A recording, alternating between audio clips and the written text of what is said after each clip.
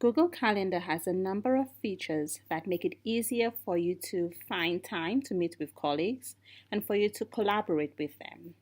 So first we're going to create an event by just clicking on a time and we'll give it a name.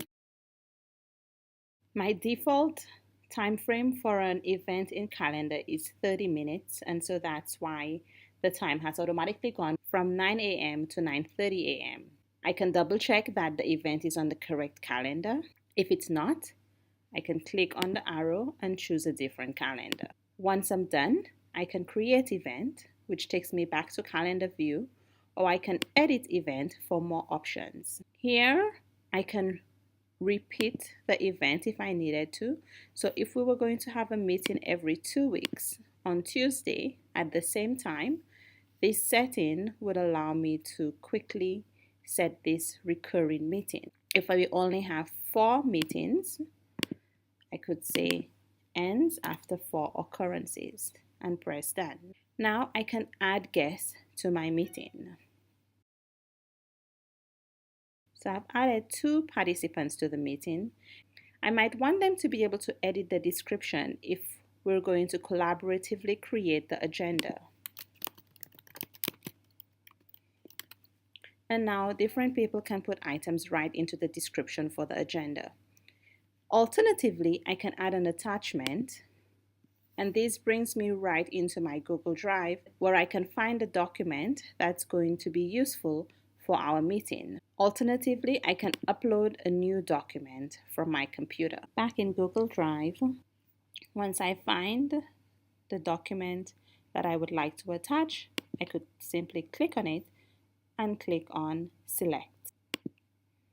Right here, I can add a notification, and this means that 10 minutes before the meeting, I will be reminded about the meeting with a pop-up or with a notification.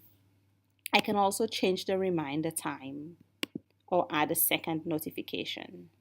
If my calendar is shared with other people, I may want to identify whether or not I should be shown as busy during that time or as available. If I'm shown as busy, if somebody is trying to find a time to meet with me, they're going to see that I'm not available during this time. For visibility, I can decide that I want this event to be public if I would like all the people in my organization to be able to see this particular meeting, to know what I'm doing at that time, or I can keep the calendar default. If I set the visibility as private, people who have access to my calendar will see that I am busy at that time, but they won't see the details of the event. Notice that there's an automatic link for having this meeting in Hangouts. I can remove this video call if I would like. It's very important when you're creating an event in the calendar to indicate the location where the meeting will be happening. There is one more feature here that I'd like to show you. If I tap on Find a Time, if the calendars of the people that I'm inviting to the meeting are shared with me, I will be able to see their calendar to determine whether or not they're available for the time that I would like. I can see a day view or a week view.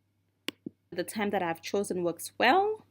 If I would like a different time, I could just go ahead and drag the selection to a new time frame. Back in event details, I'm just noticing that I need to make sure I modify event. I forgot to do that earlier. Otherwise, the other participants in this meeting will not be able to contribute to our shared agenda. When you save the calendar event, you will be reminded if any of the attachments are not shared with your guests. This gives you the option to change the settings right here so that the guest can see the document. The default will be that anyone with the link can view, or you can go to more options and decide that guests of this event can view.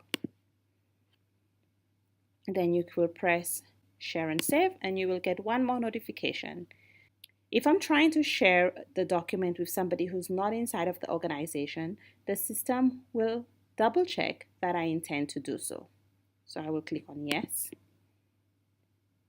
And then the final question, this is always the last step, is whether or not you would like to send invitations to guests.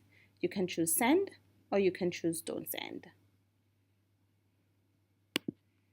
and the item is now in my calendar. If I need to edit it, I can simply click on it and go back to Edit Event.